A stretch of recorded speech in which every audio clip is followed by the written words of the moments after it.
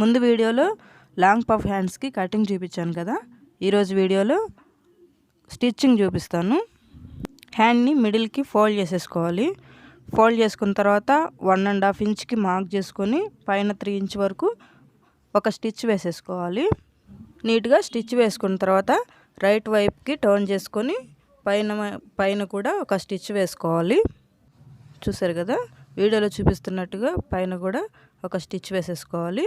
తర్వాత నీట్గా పోగులు అవి కట్ చేసేసుకొని పైన వైపున చిన్న చిన్న ఫ్రిల్స్ పెట్టుకుంటూ చిన్నగా స్టిచ్ వేసేయాలి. పైన వైపు కూడా నీట్గా ఇలాగా సర్దుకుంటూ టర్న్ చేసుకుంటూ పైన ఫ్రిల్స్ పెట్టుకుంటూ స్టిచ్చెస్ వేసుకోవాలి.